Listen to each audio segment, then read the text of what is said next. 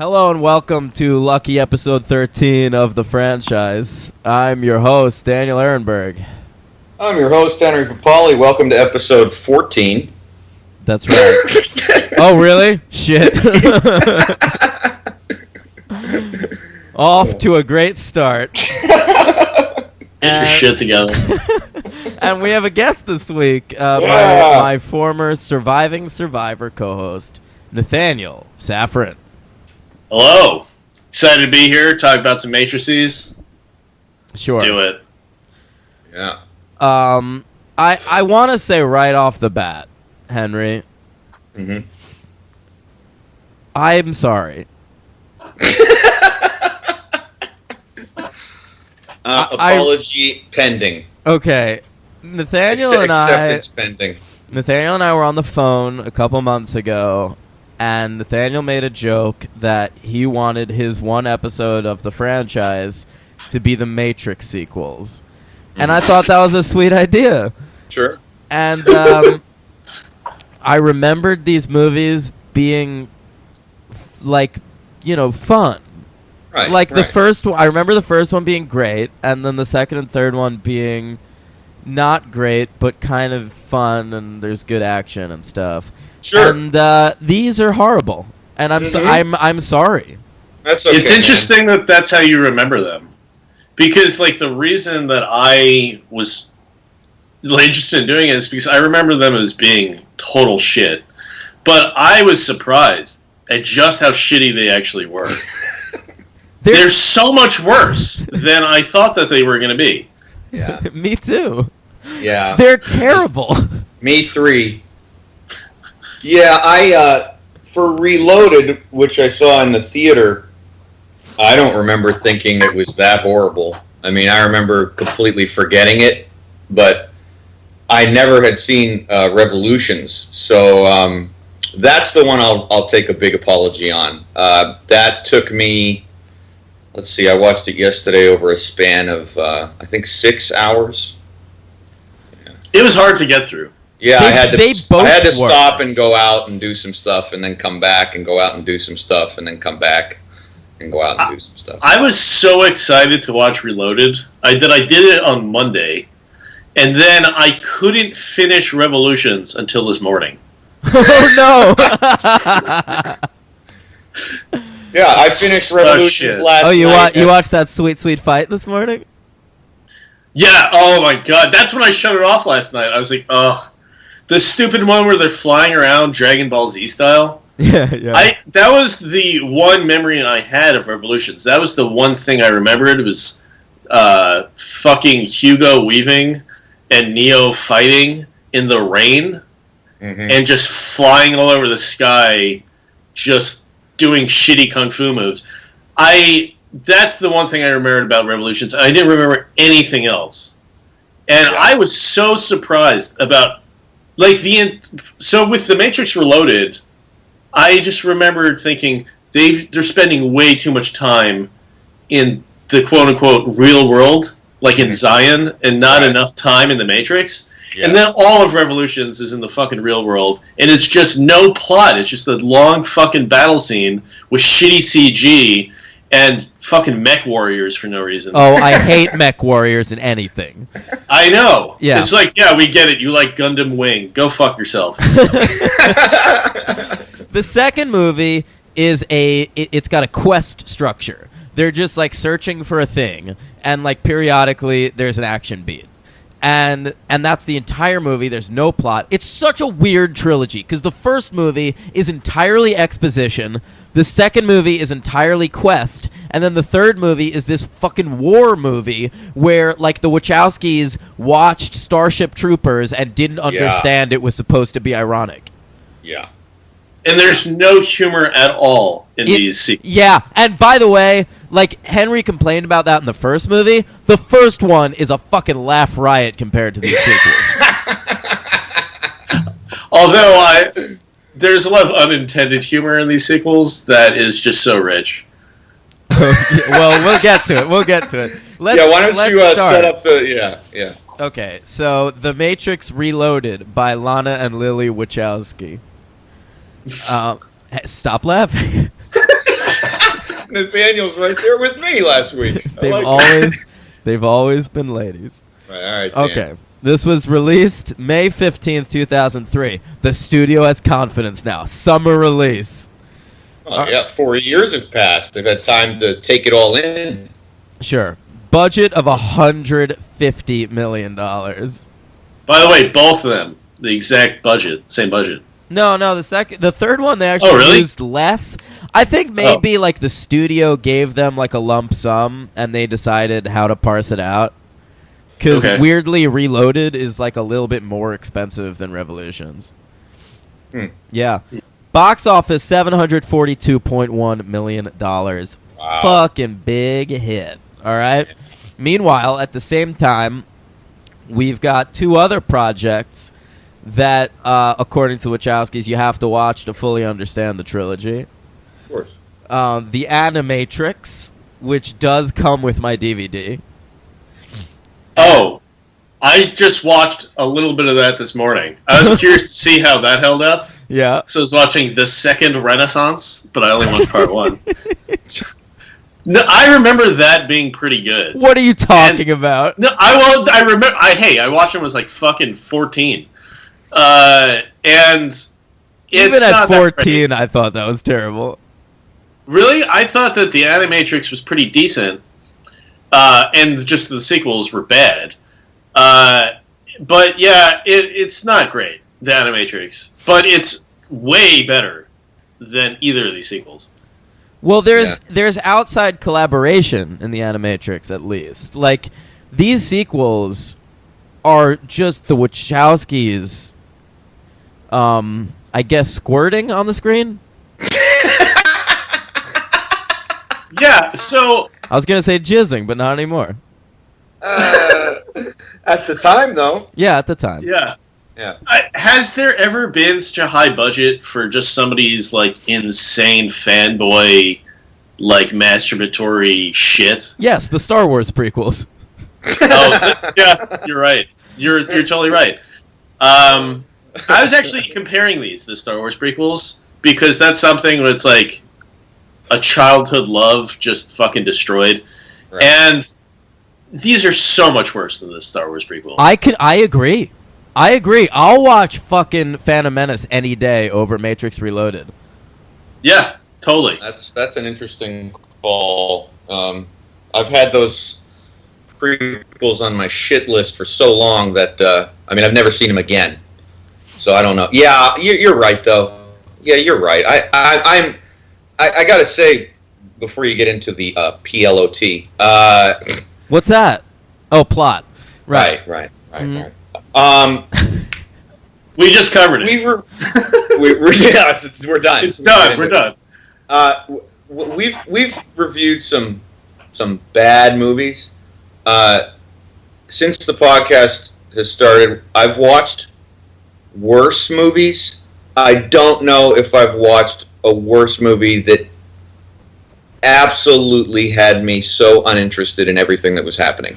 Because even Basic Instinct 2 was kind of hilarious, and it was just like watching a shit show that was like never-ending entertainment, you know. And Supergirl speaks for itself, but like this was just bad and boring and dumb and really hard to get through. So many of the bad movies we've covered, though, are just like, okay, well, we have to do a fifth Die Hard. Like, these movies have such weird artistic merit to them. Like, this is so clearly exactly what the Wachowskis wanted to do with this series, and it's a bummer. Yeah. Did I ask you guys a question? So, has there ever... So, in the movies that you've covered so far, have you had a bigger drop-off from the original to the sequels? Bigger drop-off? No. Well, it's comparable to Basic Instinct, I think.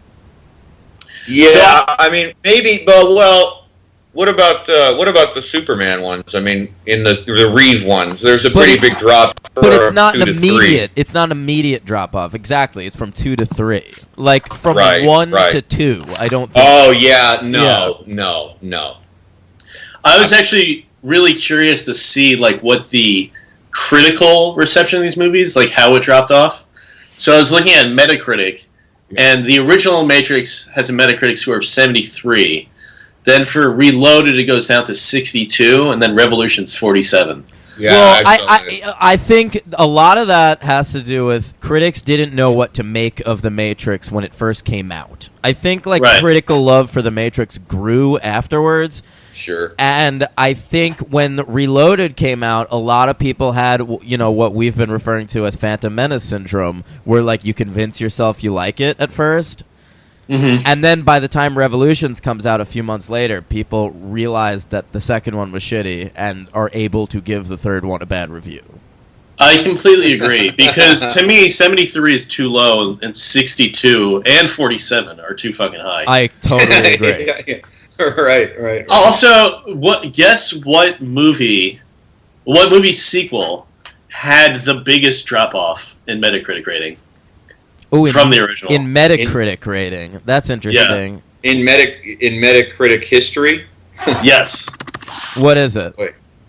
It's the Blair Witch Project. Oh, that makes sense. Yeah. Book of Shadows. Yeah, the it's third amazing. one's coming out. Oh, really? Yes, I'm excited about it. All right, so the first one was Metacritic rating of 81. Guess what the Book of Shadows was? 38. Henry, what's your guess? 20. 15. Oh, no. I win. Yeah. Because that second one's so weird. We'll have to cover that franchise on the show. Yeah. But yeah, Absolutely. they, the first one was that faux documentary style, and the second one, they actually hired documentarians to make their first feature-length film, and they decided not to go faux documentary. It's an actual movie. It's such an odd choice. Yeah. I saw that and didn't get through it, actually. Yeah. I've never seen the second Blair Witch. Yeah. I remember liking the first one, okay. Oh, I love the first one. I haven't seen it in a long time, but I thought it was great. Yeah. Yeah. Okay. The third one, big time. Hang on. Matrix Reloaded. Let's try to take these one by one. All right. The other big thing, I mentioned the Animatrix. They also had, obviously, a PlayStation game called Enter the Matrix. Nathaniel, do you remember this? Yeah. Yeah, you were supposed to beat this game to fully understand the trilogy. Of course. And I played it. Did you? No, I did not.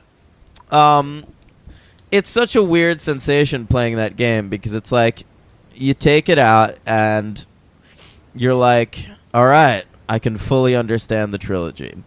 And by that, I mean you get to learn a lot more about Jada Pinkett Smith's character. So if you ever wanted to play a Matrix video game, get ready to play as Jada Pinkett Smith the entire time. Cool. Yeah. Oh, God. Niobe. Yeah, and I don't know. I don't understand what they were thinking. Because the Wachowskis to me seem like the type of chicks where it's hey... Okay. You want them... I feel I'm so glad Nathaniel's laughing at that. All right. They want the work to stand on its own. And, I feel like for years going forward, they want their work to hold up. So why why have a PlayStation game represent your work? Because it looks like shit today. Yeah. And then when Revolutions came out, years after that, they said the story was over, and then they did an MMORPG that continued the story. Wait, so are you massively multiplayer online RPG role-playing game? Yeah. Fucking look at this guy. Yeah. Which lasted for 2 years, and then, those games are you can't just play them in perpetuity. If not enough people are playing, it gets canceled, like a TV show. And so that game ended in 2007. You can't even fucking play it anymore. So if you want to know what happens in that fucking thing, good luck. You're making it sound like they were really smart and not dating the Matrix. No. You look at these fucking movies. That whole cyberpunk aesthetic. Right. God, it looks ridiculous today. Well, we talked about that last week, especially with the Rob Zombie Cyberpunk Club. Right, and this one has the rave. Oh my God. Dude, A lot of raves. Yeah, listen, Zion. Yeah. We finally get to see Zion in The Matrix Reloaded, and it's depicted basically as fucking Burning Man. And if that's what I wrote. That was my note. Yeah, if that's what Zion is, fucking kill me in the Machine Revolution, please. Hey, that was I think my very next note is I don't understand the fucking logic of this movie, because if you had the option of living this artificial construct of the Matrix, or living in fucking Zion, live in the Matrix. I agree. Zion sucks. Right. I agree. Yeah, just keep me plugged in. Don't you want to see the engineering room, though? Oh, yes. It's like, it's fucking crazy, because it actually made me think back to the original one. Like, there's that character played by, I forgot his name, Joey Pants. Hey, it's me, Yeah. Joe Pantoliano. Boy, I missed him in this. Yeah. Tell you that. So I missed anybody in this. Yeah, there's Tank and APOC. No, so I'll tell you where Tank is. Can we talk about that? all right. Because he survived that first movie. Yeah. That actor asked for a raise in the second one, and they were like, "We'll just write you out." That's awesome. They should have just done what they did with the fucking Oracle. Right. Which is just like, no, we'll just get someone who looks kind of like you. Yeah, so the Oracle dies between the second and third movie, the actress, and they recast her and it's included in the film. It's like part of the plot where she becomes someone else. But like, why did she just become a similar looking elderly black woman? I know. They should have made her like a giant praying mantis or something. Yeah, make her something completely different. Yeah. Like, make her be a fat ginger man. Yeah, make her Haley Joel Osment. Yeah, because she's a fucking computer program, right? Yeah. Like, she could take on any appearance. They wanted to get Ruby D, but they couldn't get Ruby D. So then they went for Harry Knowles, and he turned it down. And so it is very Ruby D-like. That's a pretty good comparison. Yeah, it's the Ossie Davis role for a female. Yeah, for sure. It's very weird. And then they have the gall to make her the last scene in the movie? Okay, we'll get to Revolutions. Let's talk Reloaded. Right. Well, they're all. I got to tell you, I watched them in consecutive nights, and it is one big mesh in my brain. I can't even. I don't know what happened when. Okay, to the point where the finale of Reloaded, the big cliffhanger between these two movies is that fella Bane, who like has just been creeping around the entire movie. He's still alive. And that's such a shitty cliffhanger. Like, nothing could get me less excited about the third one, because by the time of the end of that movie, that fucking freeway chase has been going on for so long, I don't even remember Bane as a character. Yeah, I didn't either. That whole Bane thing, such dog shit writing. Because you see him once, or maybe twice, for like a total of a minute or two. Yeah, he's holding a knife behind his back like this fucking Hamlet. Yeah. And then you don't see him for an hour.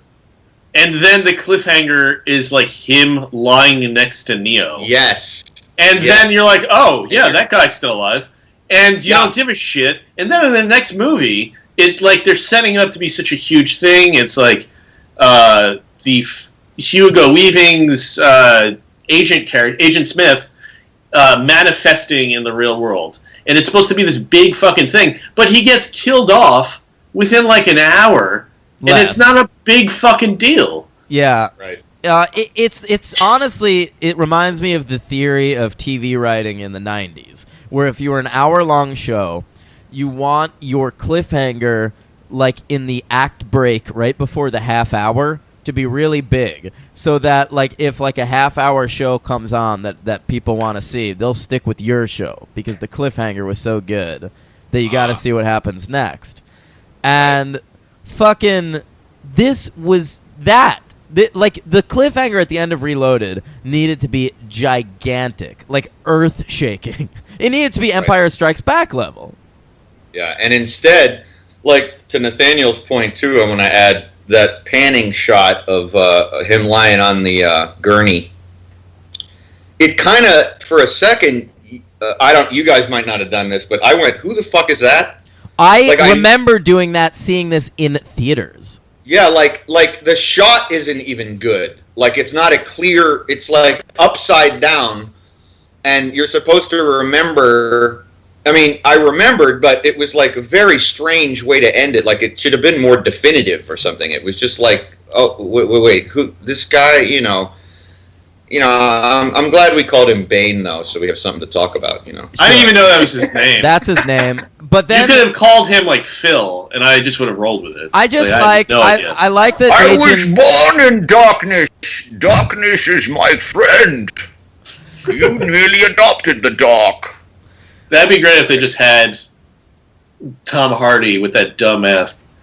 I like that Agent Smith is inhabiting a guy in like the Revolution, and he's like, to keep my my identity, I'll keep trimming this shitty Van Dyke beard the same way this fella's been doing it this whole time. Hey, gotta give a little props to the Bane actor for doing a pretty good Hugo Weaving impersonation. Yeah, that's true. By the way, Henry, franchise crossover. Ooh, what? Oh, you got me. What? I IMDb'd the actor that plays Bane. And he apparently plays Shuttle Commander in Superman Returns. Wow. How about that? Wow. And did you catch the other two franchise crossovers in Matrix Reloaded? Well, I have a superhero count. Okay, so but what about the crossover count? This is unrelated to the person who's the superhero? Well, are you talking about Harry Lennox? I'm talking about Harry Lennox, Larry Fisher, and Carrie-Ann Moss, and Jada Pinkett. Okay. Wait, who's Jada Pinkett? Like, from Gotham? Is that your reference? Yeah, she was also in. We had her as a superhero count in Scream, whatever it was. That's not a superhero count. It's a separate thing. Yeah, it is. Yes, it is. What are you talking about? You said you. It's funny because you approved it. You approved it when I said it in Scream 2. I said it's Fish Mooney. Oh no, that's fine. Yeah, but yeah, I was just gonna call her out for the franchise crossover because okay, yeah. Jada Pinkett was in Scream 2. That didn't occur to me. Yeah. And Harry Lennox was in those shitty Zack Snyder movies. Right. Okay, so for Jada, it's a double. She gets a double star here for being a crossover and a superhero. That's right. Jada Pinkett Smith is now the winner of the franchise. Hey, now she won't boycott it.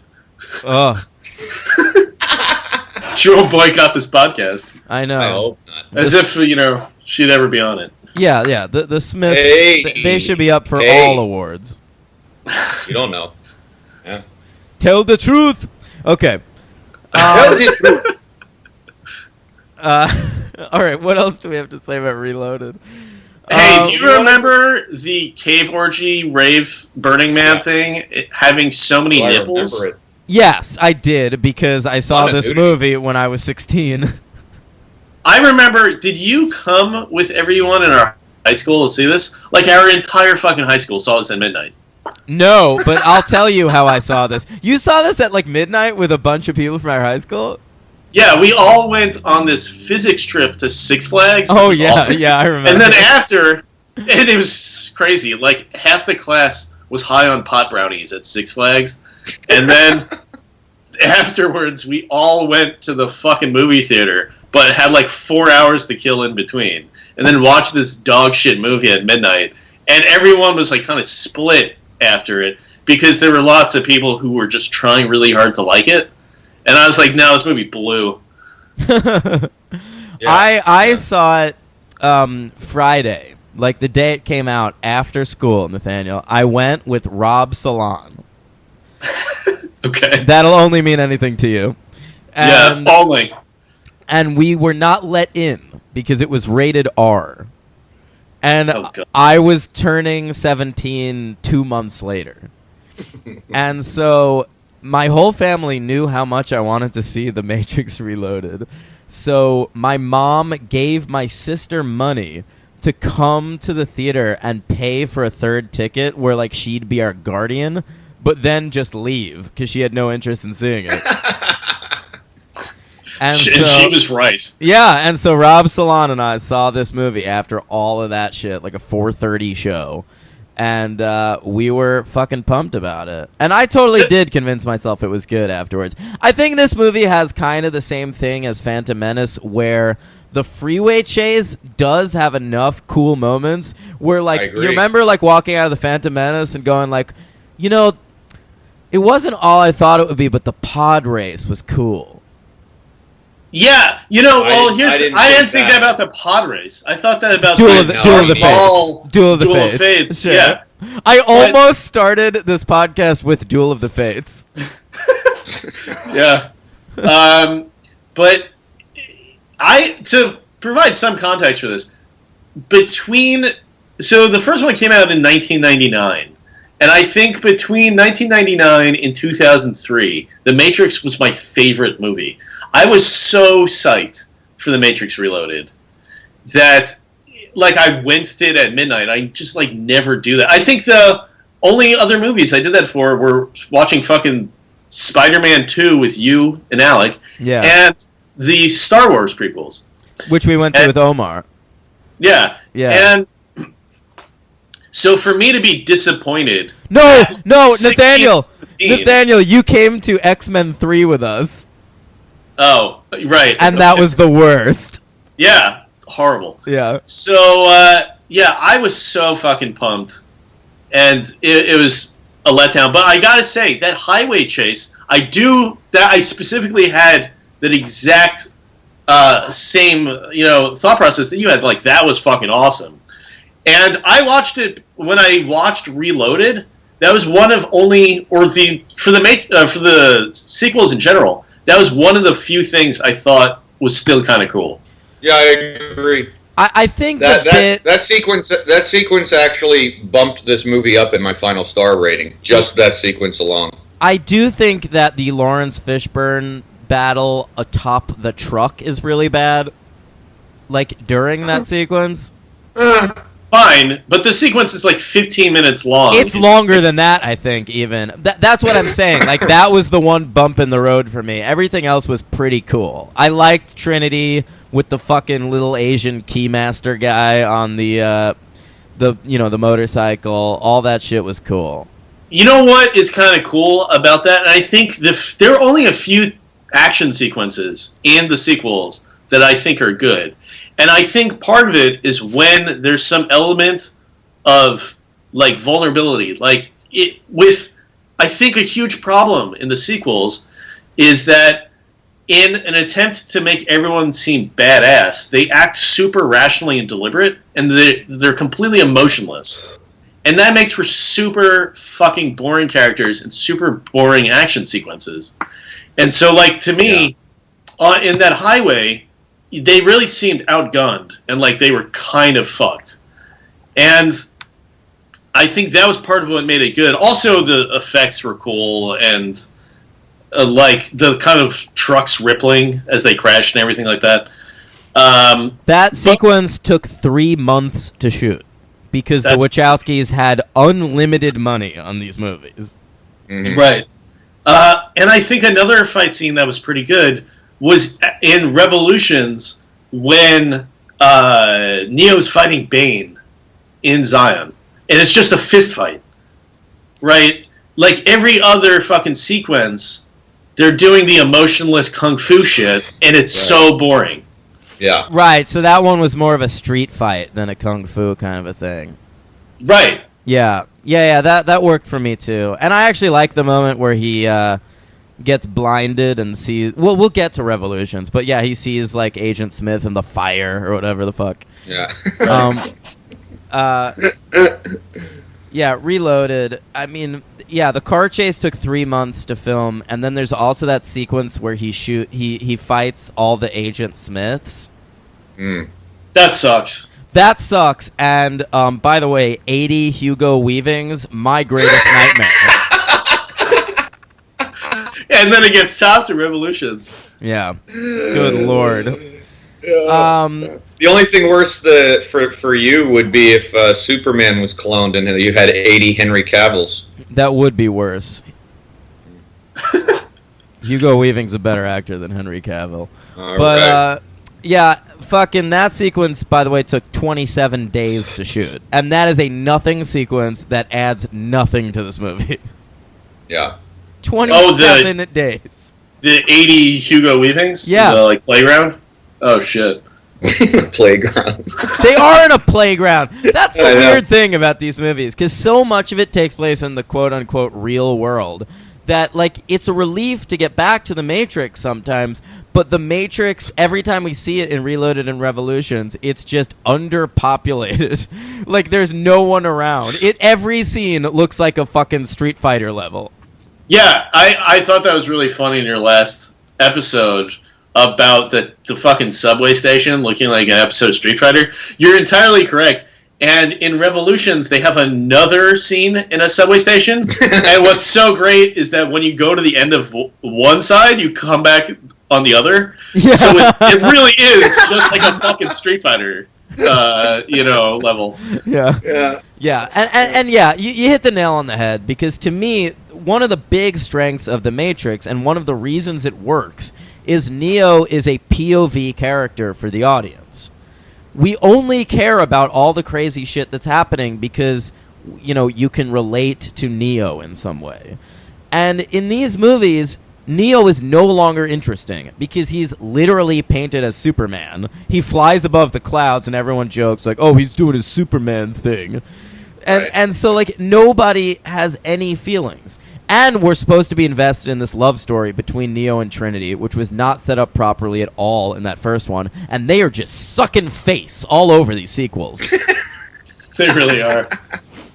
You know what I thought too? I thought, I thought it was a bad decision. We'll get to our final question of whether these need to be made. But one of the cool things about the first movie was the lack of a million characters on the screen and the feeling of claustrophobia, and that perhaps there were just the people on the ship, and the characters were limited and they really were alone facing this whole thing. So then when it blows up in the second one and there's millions of people, it takes all that kind of intimacy completely out of the movie and then just turned it into an intergalactic type battle of movie. And before that, in the first one, it was just very much more intimate, and I thought it was more mysterious, and there's no mystery anymore. It's just I totally agree. There's a sense of claustrophobia on the Nebuchadnezzar in the first movie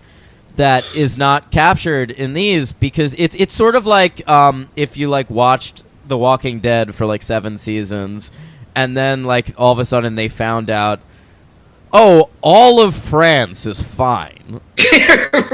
Right. Yeah. Right. Yeah, it's a waste. It takes a big component of it away. Yeah. Did you like seeing Cornel West show up? Professor? Oh my God! Oh, that blew my fuck mind. That movie. Yeah, Cornel West in both of these movies is on the sort of galactic council of whatever the fuck. I IMDb'd Cornel He's West. He's the Mace Windu of these films. Yeah, he really fucking is. And apparently he recorded commentary for the DVDs. I have them. Yep, Oh he's God. all over these DVDs. Really? What the fuck is he talking about? Where is he, at Harvard or something like that? Princeton? Yeah, I love Cornel West too. It was disappointing to see him. What is he talking about? This is clearly the philosophy involved in Reloaded and Revolutions is such boring crap about free will. Mm-hmm. And it's shit from a philosophy 101 class. Well, that's what is this guy who teaches at Princeton or Harvard or something going to talk about? It's such boring shit. He's a brilliant guy too, and I said that in the first episode about the dime store fucking Nietzschean packaged fortune cookie horseshit Zen Buddhism crap. Yeah. And I don't know what he was looking at to think that this was some kind of big philosophical battle of the wills civil rights movement, because it's not. Yeah, and talking about civil rights, I didn't remember there being as many black actors in the sequels. Yeah, Roger Ebert mentions that in his review of Revolutions and praised it. You kind of have to give it to the movies. Like, they were ahead of the curve. Like, diversity, or whatever you want to say, is prevalent in these films. And they hired good actors. Harry Lennox is fantastic, and the guy from Lost is good in this movie. Absolutely. I was just going to bring him up. I can't remember his name. What is it? Harold Perrineau? Yeah. I like that guy though. I love him. He's good in The Edge and Smoke. Remember him in Smoke? Look at He's a teenager. Sure, I do. Yeah, and what I said, The Edge, Smoke. He's in Blood and Wine. If neither of you ever saw that, nope. I don't know. No. Michael Caine and Jack Nicholson. All right, he's Michael from Lost. He's a good actor. Henry, get your head out of your ass. He's Michael from Lost. I remember. You know how Harold Perrineau, audience? Walt. Right. That's how you know him. All right. Okay. Yeah. Sorry for giving my audience the benefit of the doubt that they've seen some movies that are under the radar. Oh boy.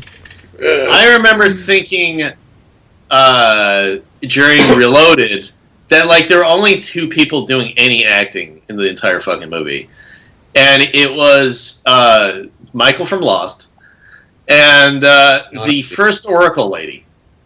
Yeah, and Harry Lennox. Who's Harry Lennox? He's the actor who plays sort of like the commander, who's like constantly like, "Are you taking over? Are my plans not a thing anymore?" Oh yeah, right. That guy's a good actor. He's Jada Pinkett's boyfriend in the movie. Right. Who's competing for her affections with Lawrence Fishburne. Right. By the way, Lawrence Fishburne, who I praised a little bit in our first Matrix episode. How about that fucking speech he has to give before all the denizens of Zion in Reloaded? So shitty. So bad. Yeah. The dialogue in the sequels is exhausting. I agree. It's just everyone speaking in platitudes. Right. How about that sequence in the end of Reloaded where that old white man just starts this horse shit? Oh, do you mean the architect? Yeah. Ergo vis-a-vis. That was the one thing I remember taking away from The Matrix Reloaded. Ergo is for a week and a half, me and Omar were just talking as the architect. We're like, are you going to finish those fries? Ergo vis-a-vis. Just throwing, fucking SAT vocab into every conversation. That part was offered to Sean Connery, who read the script and said, "I don't understand this," and turned it down. That was the same year he decided to retire from acting because he did League of Extraordinary Gentlemen. Yes, that quote that I just read is taken from a special feature on the League of Extraordinary Gentlemen DVD. That you won't? No, I read it online. So I was thinking while watching Reloaded just about how just all the heavy-handed philosophical bullshit, how none of it really made sense, how it was just things that they thought cool just kind of jammed in together, shoehorning all their affections into something. And I was thinking that if this movie were starring Leonardo DiCaprio and directed by Christopher Nolan... I'm already out. No. And instead of I'm in. Lawrence Fishburne being playing Morpheus, it was Morgan Freeman. Okay. People would try way harder And people already try super hard with this movie to be like, no, like, some of it makes sense. People would think that it's super deep, and if you didn't get it, you were wrong, and you just don't get Christopher Nolan's brilliance. Because I think that I fucking hate Christopher Nolan movies. I think Inception's dog shit. I hated Interstellar. I love you. Memento's overrated. And I think that he's like equally dumb, but people defend the shit out of his movies. And if you don't get it, you're just not deep enough. Henry? Counterpoint? All right, Gene. I love Christopher Nolan's movies. I do not think that if you're confused by that, you're dumb. I'm not one of those people. I mean, but I think there's a less. I mean, oh boy, I almost said less pretentious, but that wouldn't be right. I think he's smarter. I think he's a better director. I think his pacing is better. I do think there's more thought going into his movie. There's more originality. And I love Inception. I liked Interstellar. I'm a fan. I'm a fan of Christopher Nolan, and that was a harsh critique. This is a joy for me. I hate Interstellar so much. Really? I watched it in theaters because I was excited for it. And Nathaniel's a scientist, by the way. I know. And I just was laughing out loud. Me and Mike went to it and just laughed so hard. And I think the hardest I ever laughed in any movie was at Interstellar, when my friend Mike, after Anne Hathaway's bullshit love soliloquy, he just fucking dipped under this railing in front of us and just walked out of the theater. And I thought that was the funniest thing I've ever seen in a movie theater. He's like, fuck it, I'm out. Didn't say anything to me, just left. Did he stay out for the rest of the movie? No, he was just gone for 20 minutes. He just smoked or something. That's great. But I can see that. I mean, Nolan can be polarizing. I understand that. I love his movies. He is kind of exhausting in a similar way. Yeah, I'm not even going to get in. I mean, I can't. Part of me thinks Nolan needs an IP to have to satisfy to make a good movie, because Warner Brothers, when they're trying to protect the Batman franchise, is not going to let Nolan just fucking Nolan all over the movie. Yeah, they're not going to be fucking recursive time loops. They're just not going to. I don't know.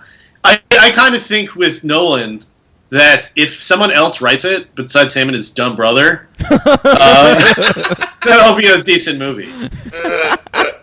Well, let's not go too far. Then we're bringing David Goyer into the mix.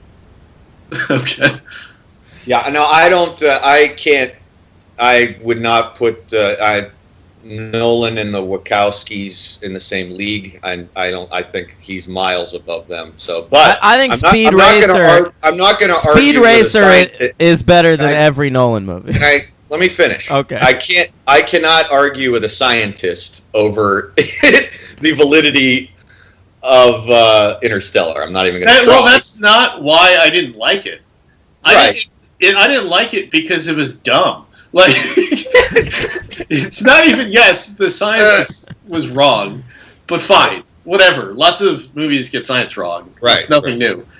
Just the whole thing with going into a black hole. We're not getting into Interstellar, but it was just, oh God, the writing was ridiculous in that movie, and they kept on trying to do the same thing and I think part of what made me think about Christopher Nolan, and specifically Interstellar, was all of these dumb fucking discussions about love conquering rationality, and you can't quantify love and all this stuff, and it's just God, that's such a boring topic. Because Christopher Nolan obviously has no interest in emotions.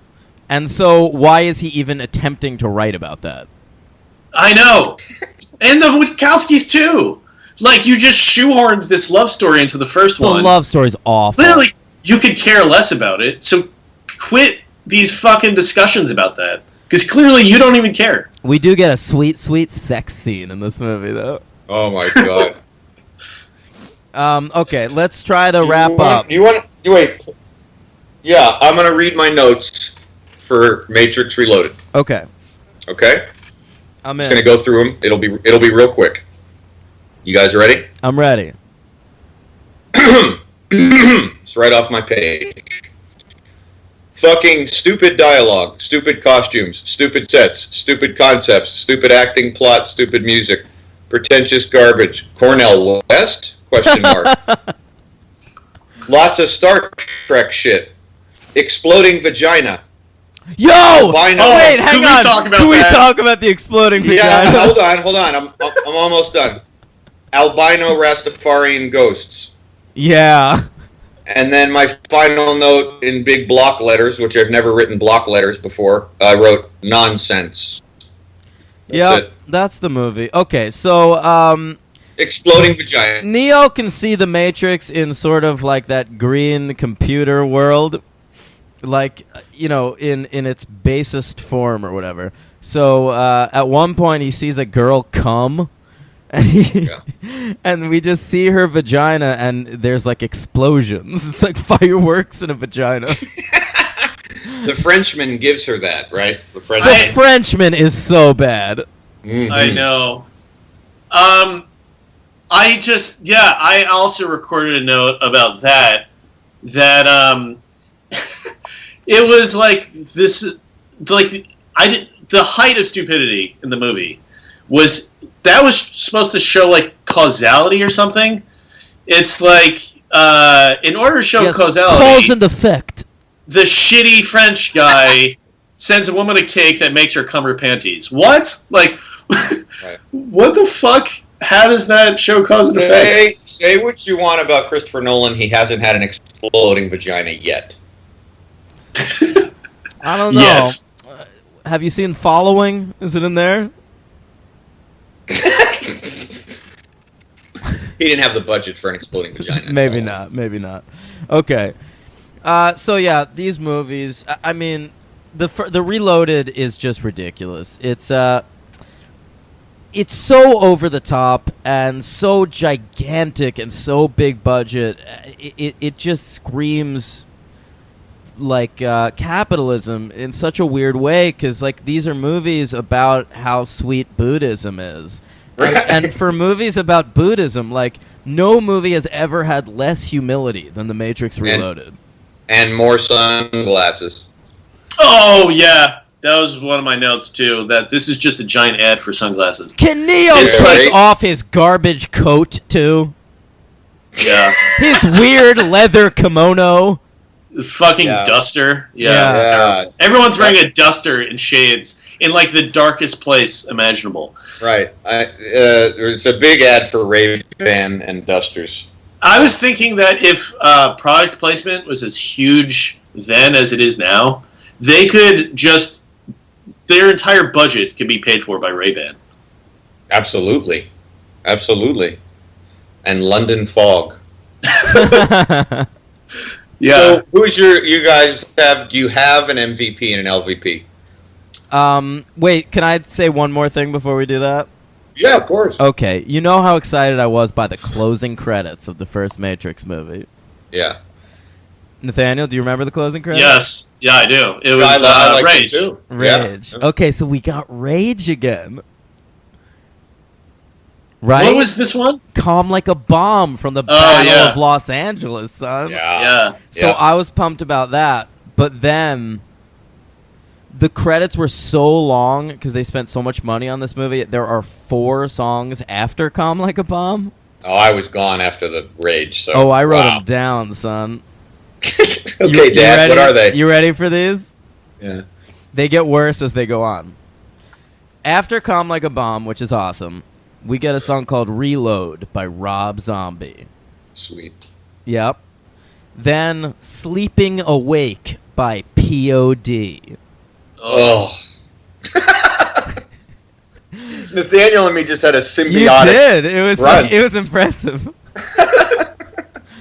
Then Session by Linkin Park. Nice. Mhm. Oh man, I'm glad I tuned out at the right time. And then the film ends with the Paul Oakenfold remix of "When the World Ends" by the Dave Matthews Band. Sweet. Ugh. Yeah. Good stuff. I think the one note that I wrote down that we didn't cover, that I kind of want to bring up, is when Michael from Lost comes back from a long military mission. He hasn't seen his girlfriend or his wife. I know what you're going to say. This is amazing. And he just opens the door and he goes, "Where's my pussy?" But he gets, like, cut off. Yeah, he says, "Where's my puh?" And then he sees like his entire family is there and he stops. But yeah, the point of that is his intention was he was going to come home from like being away fighting machines, and the first thing he was going to say was, "Where's my pussy?" Yeah. Yeah. Well, haven't you ever opened the door when you come home from work and just said that to your girlfriend when you Hey, you walk in the door? It just goes to show that women don't know how to write for men. And I gotta just say something. That is a great line, Daniel. Thank you. On many levels, I can't even deconstruct that line like a Matrix expository dialogue line. I can't even do it. That's really. I don't. You know, we're commenting on the pussy explosion in the restaurant. Well, but where is something so insane? But hey, it's women writing for women. We just don't get it the same way that Lana does. It's true. Lana and Lily. Lana and Lily. Yeah, Harry and Andy. Yeah. Hey! That never happened. All right. What didn't? What's your rating? Me? Yeah. I'm giving it 2. I'm also giving it 2. I was gonna go 1, but I'm giving it 2 for the freeway sequence. That's exactly why I did it. Yeah. What's this rating scale, Adam? Okay, it's out of 5. Number 1 is this is a dog shit movie. There's nothing to redeem it whatsoever. Number 2 is it's really bad, but there were a couple things I liked, so fine. 3 is solid, fine, decent entry in a franchise. 4 was, hey, this one was really good. I enjoyed. You don't even most have to of it. finish. Okay. Because it's not a nightmare. So I'm gonna also say 2. Okay. Oh, all right. MVP, Henry. Monica Bellucci. Monica Bellucci. Okay. Nathaniel, can we give a shout That's out? amazing. Can we give a shout out to Svi right now? I know. I was thinking the exact same thing. Okay, we have a friend who he's a good-looking man. He's married now, but there was a time in his life he was going through some pretty bad lady problems. And I tried to set him up, and he was just super not into the girl I tried to set him up with. And he was sad at a bar, and I asked him, who, if you give me a celebrity that'll give me some idea of your taste in women. And he turned to me and, without any irony whatsoever, just said, Monica Bellucci. God bless you, Svi. Yeah. And by the way, he's married now to a fairly attractive woman who doesn't look unlike Monica Bellucci. She's a lot shorter and less voluptuous, but, she's an attractive lady. We should tell Svi, hey, we talked about Anna's voluptuousness on the podcast. Yeah, I'm staying right out of this one. Sure. Yeah. If you want to hear more about Svi, listen to the End Game episode of Surviving Survivor. Yeah. Svi's a good guy. I met him a couple of times. Did you? Okay. Yeah, of course I met him. Did you meet his wife? I feel like I did. I don't know. Was she voluptuous enough for you? Well, I have an LVP. Okay, who's your LVP? Wachowskis. Oh, fine. You're such a jerk. Okay. Oh, whatever. I mean, it's their fault that this entire thing happened, so you're fucking A-right, it's them. I'm going to go MVP Carrie-Anne Moss. Again. Yeah, well, I went with Fishburne in the first one. Remember? Oh, I went with her in the first one. Yeah, right. and she's just likable, and why doesn't she have a better career? I'll never understand it. And LVP, I'm going with the albino twins. Oh, that's They pretty were good. the worst. And in a movie with actually great special effects throughout, the special effect of the albino twins turning into ghosts or what have you is terrible. It looked like the first ghost in Ghostbusters 1, the librarian who attacks the Venkman. And but that was better. Yeah, or even what is it? The Scolari brothers. Oh boy, good call. Yeah. I still Ghostbusters 2. Yeah. I still reference those albino twins like more frequently than anyone ever should, because now I live in Ann Arbor, Michigan, and the number of white people with dreads is fucking insane. And so every once in a while I'll be like, look, it's the fucking twins from The Matrix Reloaded. Maybe it is. Yeah. Yeah, who knows where those guys are now? Yeah, it's true. They're working a fucking concession booth at Burning Man. You mean So- Zion? Oh, yeah. My MVP is Michael from Lost. Not Link, by the way. Link. Yeah. Yeah. And my LVP is Seraph, the Asian bodyguard guy. Oh, that guy sucks. And we'll get to Revolutions. Horrible. But he's in the final scene of the trilogy with the Oracle. It's like, who the fuck asked for that? Who in the audience of the Matrix movies were like, well, obviously, to close it out, we should be checking in with the Oracle and Seraph. And some little girl. And a little Muslim girl, yeah. He's just... She might have been Hindu, but that's I don't think she... Yeah. But, like, who gives a shit about any of those three characters? I know. I guess the Oracle, maybe. But, like, what? That little girl is in the fucking third one for, like, all of 4 minutes.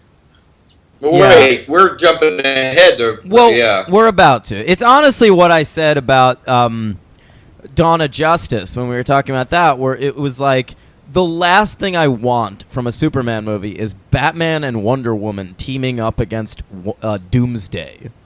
Yeah. The same goes Right. for the Matrix Revolutions. Like, literally the last thing I want is the Oracle and Seraph and a little girl watching a sunset. Or a sunrise, I guess. That she programmed. Oh, yeah, and it's beautiful. It's beautiful. All right, so The Matrix Revolutions comes out a few months later. I believe the Wachowskis wanted it to be a few weeks later, and Warner Brothers insisted on a few months. Yeah. So we're now in November of 2003. We have a slightly lower budget of $110 million. And the box office is very much lower. You'll recall that Reloaded made $742.1 million. Revolutions makes $427.3. Excuse me. And the only reason for that is that people didn't like Reloaded and didn't come back for Revolutions. That's Yeah. the only Is that possible. why? That's Yeah. the only possible, reason. Now I'm looking here at the box office for 2003. Nathaniel, do you want to play this game? Oh, I'm gonna suck at it. Okay. I have no idea what came out in 2003. Then both of you play it. Okay. Okay, I have the top 9 films of 2003 because Reloaded did better than Revolutions. Reloaded I have in the number 4 slot. Big. Revolutions all the way down at number 9. Still in the top 10, though. Still in the top 10. It was a hit. $427.3 Yeah. million dollars. Isn't anything to sneeze at like I just did, am I right? But No, your nose just exploded. oh, like a pussy? Okay, so what else is on this 2003 list? Well, I figured it had to be Lord of the Rings. Yeah, Ooh, good one. Return of the King is number 1. With a sword. And won the Oscar that year for Best Picture. Oh, don't remind me. Yep. It has even more endings than The Matrix Revolutions. I remember that. And almost I as much remember Hugo that. Weaving. Oh, God. Ah, Go right. back to the stunt room, Hugo Weaving. The stunt. That's right. Dan thought he was a stunt man. I really did. I didn't know he was an actor. Yeah. I think he's going back to my LVP for this movie. I have to think about it, though. I don't have it written down. All right, so what else? What else? What? Oh, on 2003? You want to give it a shot, Nathaniel? Come on. Give a guess. Is that... yeah, I'm going to say Attack of the Clones. I have no idea if they came out then. No, it's roughly that era. That's like 2000, I think. No, it's 2002. Oh, that's right. Yeah, it's 2002 for sure. All right, so not you're that close. You're close. I have fucking no idea what came out in 2003. Henry, do you want me to read the list? It's a fun. Go ahead. It's a fun list. Okay, so we have Revolutions at number 9. Number 9. Number 8. Terminator 3: The Rise of the Machines. Oh. Ooh, Okay. very similar movie. That's right. And, People thematically. wanted to see the machines rise, not fall. Right. Yeah.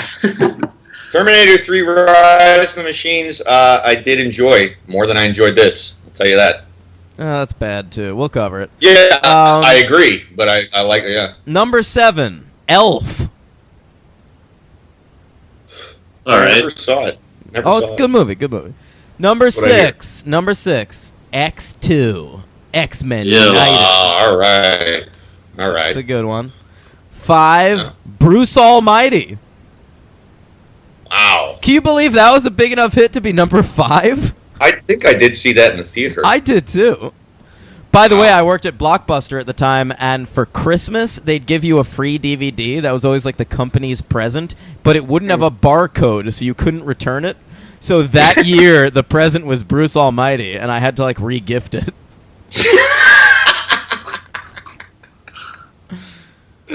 Alrighty then. Yeah. Okay. Oh, good one. Number 4 is Reloaded.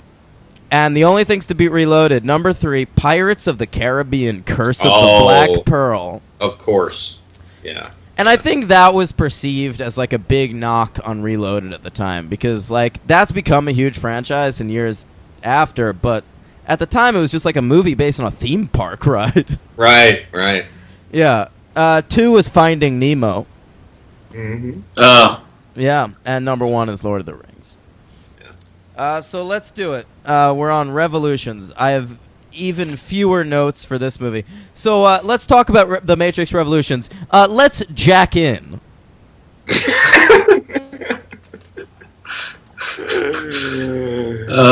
Right. Yeah. Somebody jacked off. No, they didn't. They didn't have penises. They never have.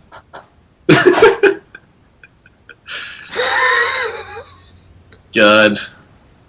So, I really feel as if I should not get into their sex change, but I'm just, from your perspective, all right, what if one of the two of them have a sex change? Yep. I could foresee that it's like, okay, she's always wanted to be female. But the second one, I'm just thinking they really are like into body modification. They're just like, this is awesome that this now exists. I'm going to do it. And like, to me, I don't care what your motivation is, like, go for it. But like, I doubt that they're both have the same like desire to be a woman. Yeah, they both felt like women their entire life. It is strange because I heard Nathaniel, hold on. Nathaniel. Stupid move. Yeah. No. Everything you just said, I had the exact same thought. Yeah. Not necessarily that it was some kind of trend, but the chances that siblings wanted the same drastic change is like they are twins. 1 in a billion. I mean, it is weird. Isn't it strange? It's unusual. I don't even mean that in a negative way. It's just bizarre. You mean unusual in like the Cyndi Lauper way?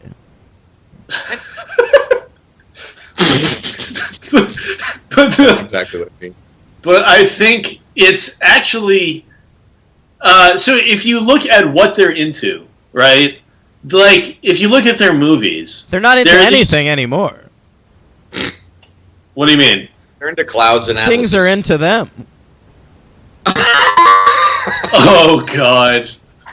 So dumb. Anyway, but their movies are all about, like, kind of, they have futuristic premises. Like, I could foresee them being into body modification. Like, thinking, like, for me, the fact that what they underwent, like, it being a sex change, would be like, if they had the ability to, if they could change their vision to see, longer wavelength light or something, I could just see them as easily doing that or something. I think for them, the fact that it's a sex change isn't as big of a deal as it just being a body modification. I heard the Wachowskis on Chris Hardwick's podcast a few years ago talking about Cloud Atlas when it came out. And, like, it was interesting because at that time, one of them was a woman and one of them wasn't. Mm-hmm. And I read into that interview like there was a disconnect between them. Like, one of them clearly wanted to become a woman this whole time, and the other one didn't. He felt a little strange about it because she had sort of changed her voice to become a woman. And it was interesting to hear. It was a really great podcast, and yeah, it was a big shock to me when the second one became a woman. And I didn't know that until this last week. Yeah, I told you. Yeah. I believe Lana Wachowski was first, and Lily Wachowski came second. Yeah, the bald guy was second. And they both look like they're trying to be like Mila Jovovich in The Fifth Element now. They both kind of look like the albino twins in Matrix Reloaded. That's horrifying. Yeah, but their hair is pink. It's interesting. I really don't know what to make of it, and I don't want to judge them, and I don't want to guess what they were going for. I totally see what you're talking about, and that's certainly a possibility in my mind. But it is something that I've never seen before from filmmakers. Like, I mean, it's crazy. But, go with The Architect, Wachowskis. Yeah, so the thing, I actually think what you just said was kind of interesting, that the rationale for the second one doing it was to reconnect with, his sibling. That's what I wondered. Yeah, I didn't even think of that. Yeah.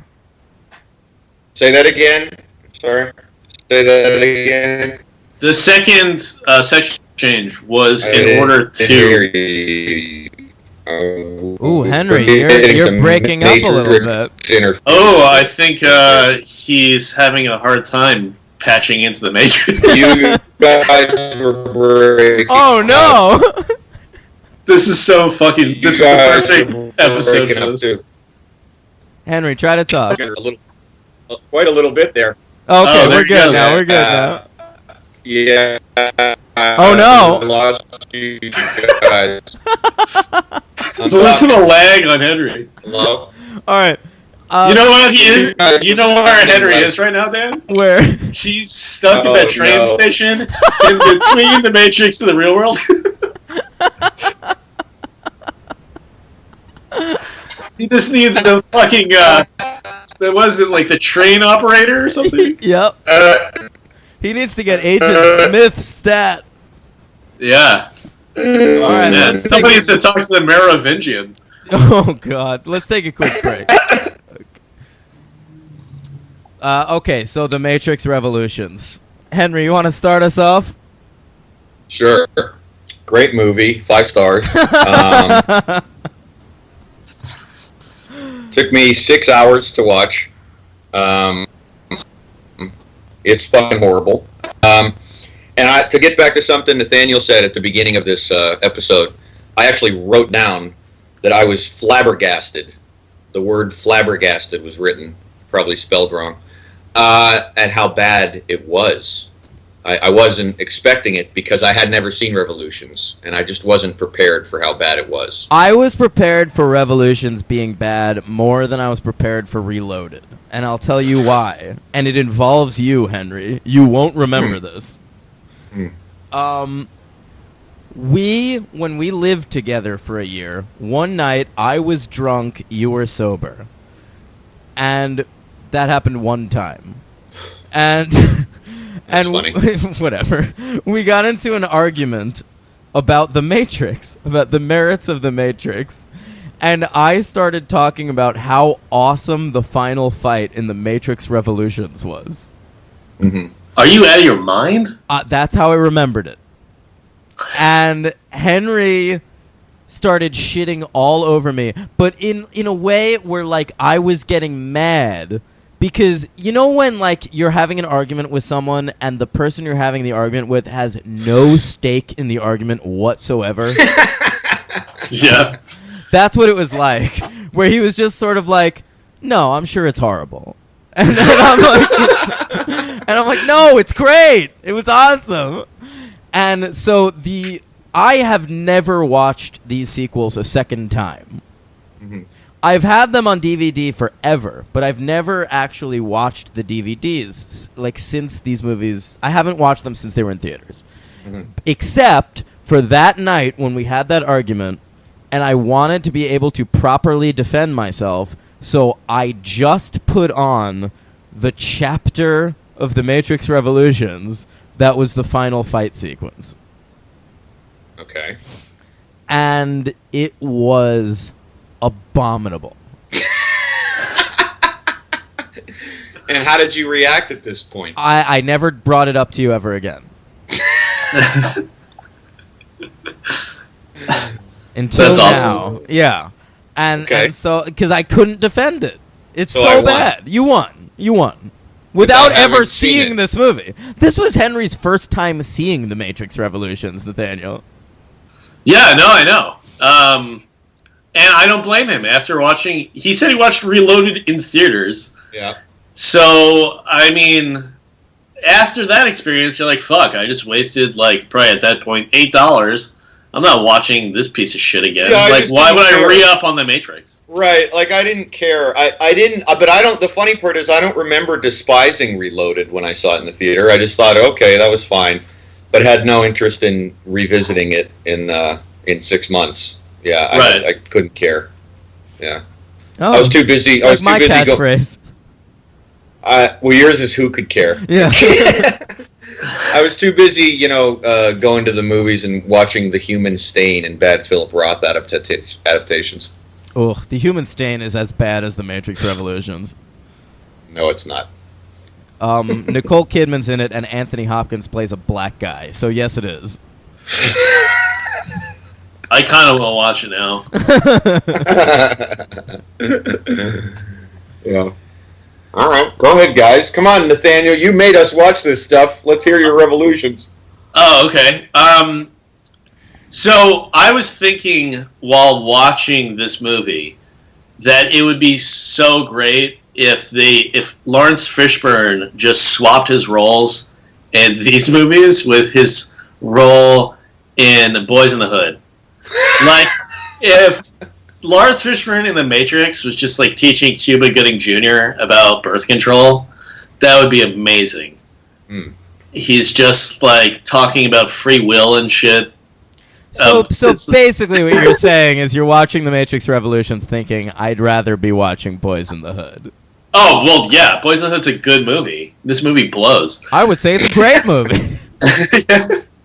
But, yeah, and in my notes, I kind of stopped writing notes in this movie. I was like, oh, God. I just kept on looking at when it was going to be done.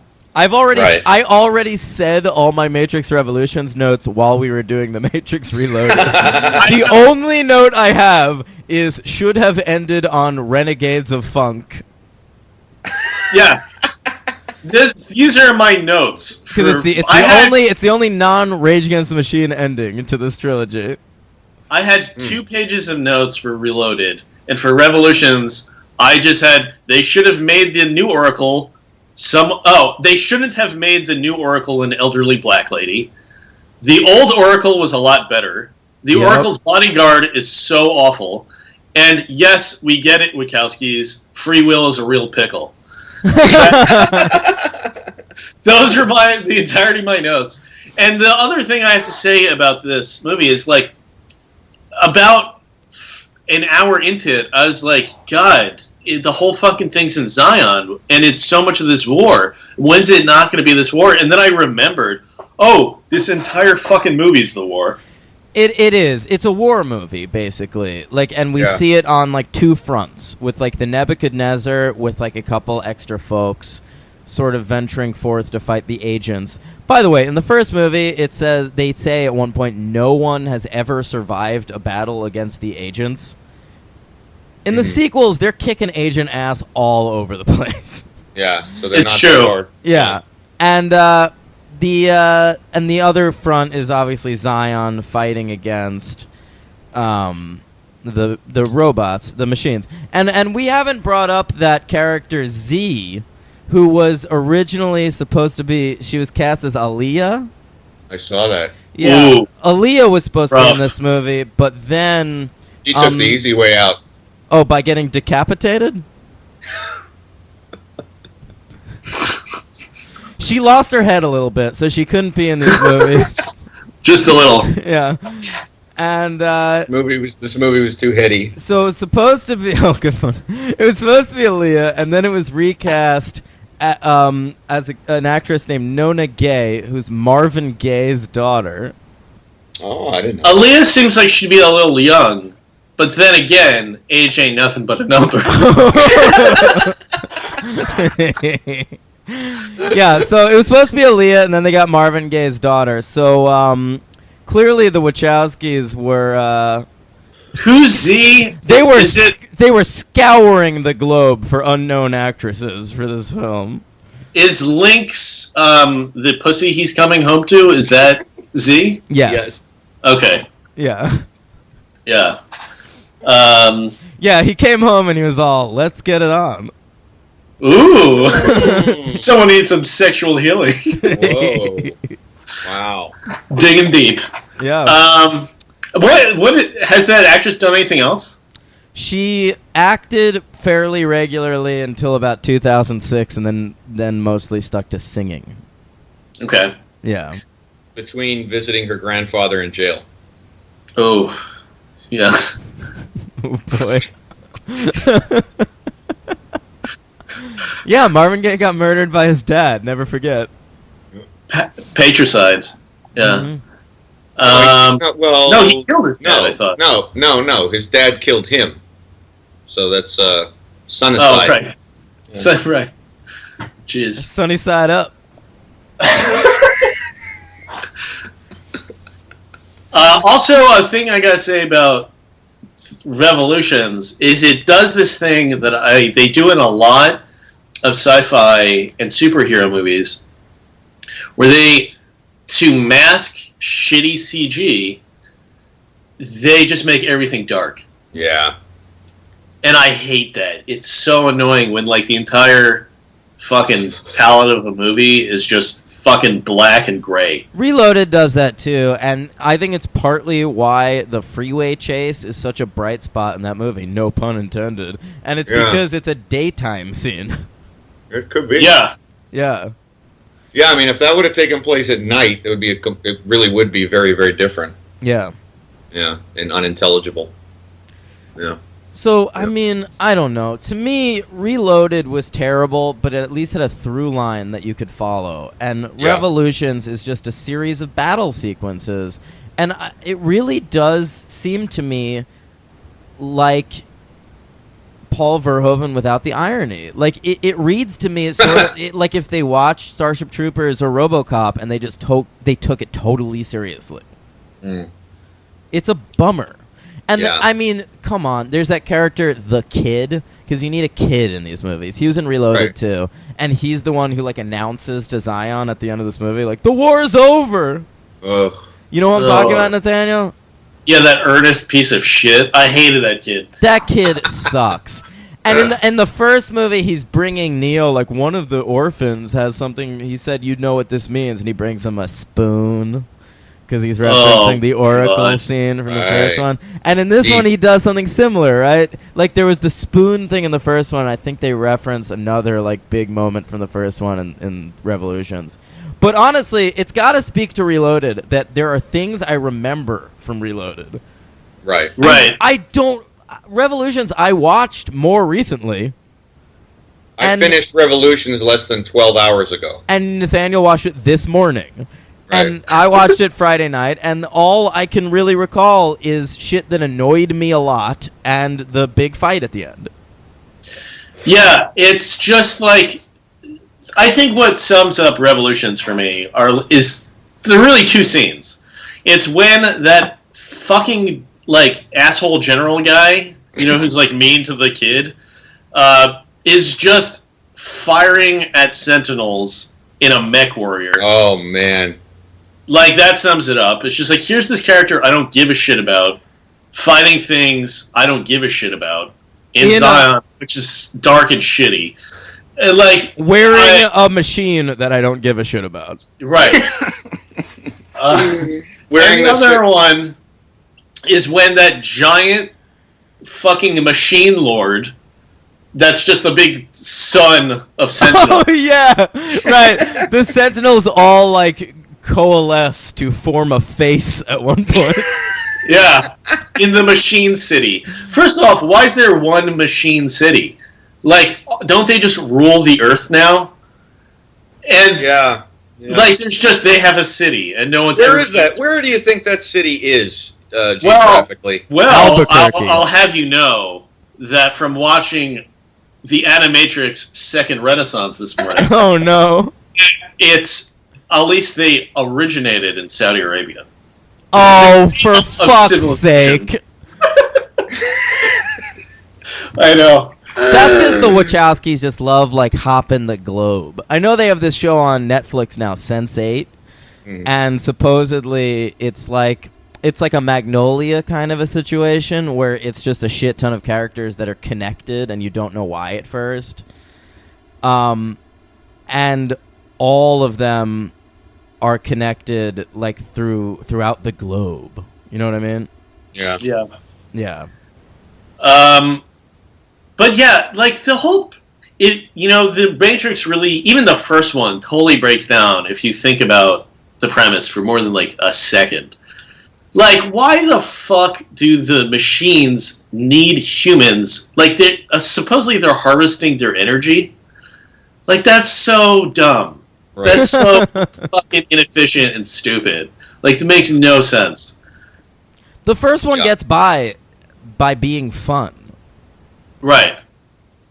Right. There's cool visuals and there's good fight sequences and it's innovative and interesting and everything's just a good time in that first one. Yeah. Yeah. Yeah. I mean, we had bad things to say about that first movie, and watching these sequels, I was just... I mean, I can't say enough about the first movie now. Yeah, I had the same feeling. It's a fucking masterpiece compared to these two. And I actually...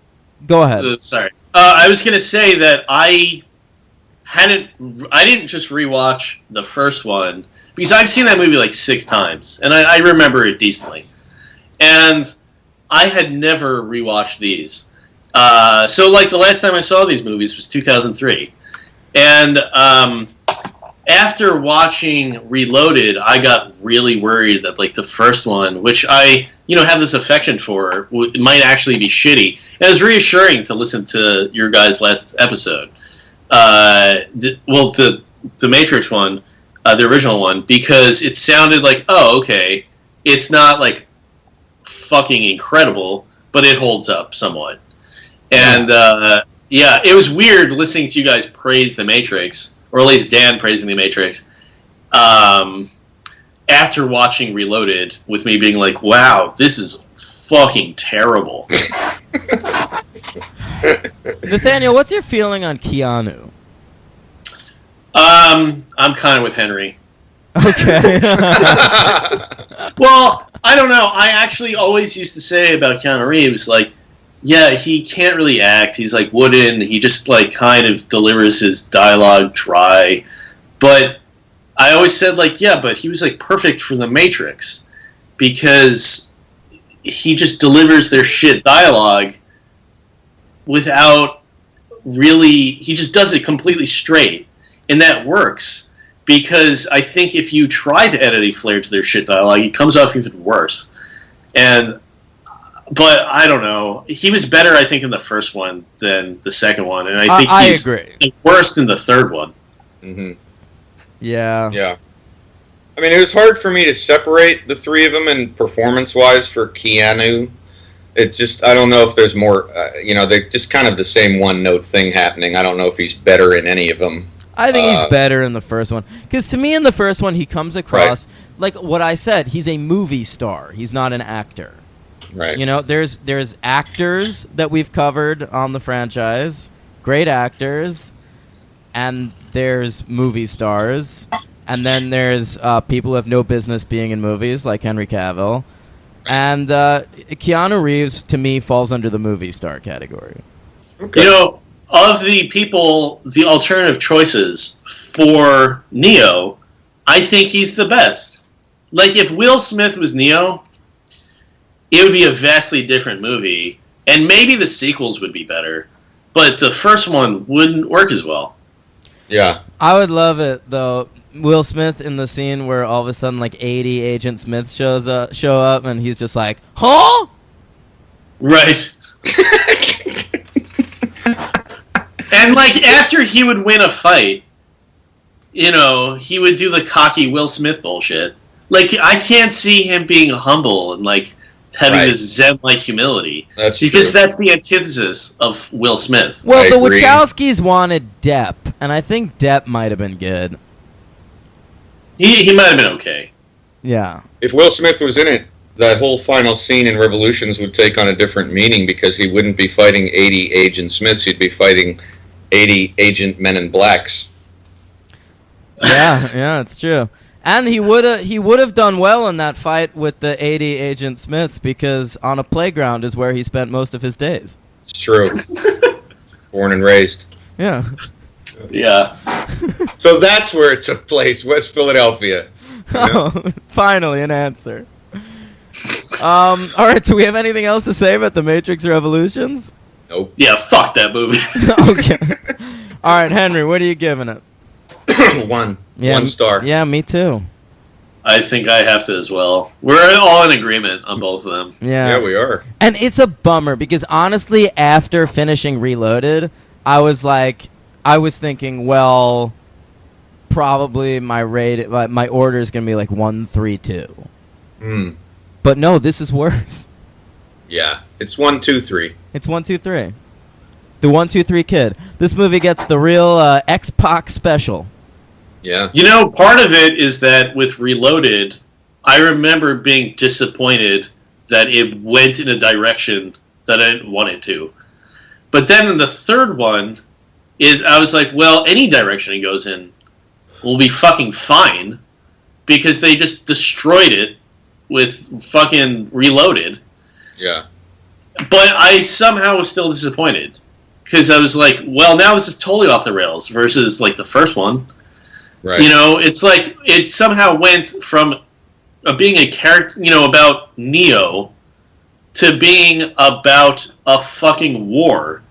Like, it went from one single dude's story, right, to just being a fucking intergalactic space war. Yeah. Well, and that goes to what I was saying earlier about the first one being very contained and having much fewer characters, and then exploding into this. Yeah, I completely agree. Yeah, no, this is a series where in the beginning we're following Neo being thoughtful about the planet in his bedroom, and then by the third one, it's Marvin Gaye's daughter fighting robot octopi. That should be... Yeah, that is a great synopsis of the trilogy. Uh-huh. Yeah. Well done. Thank you. Okay, so MVP, LVP. Henry. MVP is Monica Bellucci. Again? Mm-hmm. What, just because you jerked off after watching these things? No, because she's the only thing. She's terrible in these movies. She's the only thing worth anything. She's screen not time. good. She's great. She's great. Ugh. LVP Wachowskis again. Fine. It's the same movie. I mean, come on. It's not. It's not. The break. second one's a quest movie. This one's a war movie. Give me a break. They're just bad. Right. What's your MVP, LVP? Nathaniel? MVP is Carrie Ann Moss. Yeah. And LVP, I might have to go. It's either the kid. God, I hated the kid. Right. Or it's Hugo Weaving.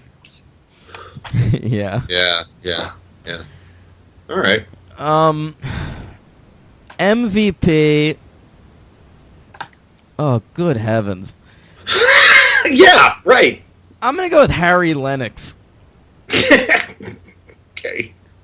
And LVP, I really am between Hugo Weaving. No, I'll go Hugo Weaving. I was going to go Seraph, though, because he was horrible. And we already talked about that final scene, the sun coming up, which is awful.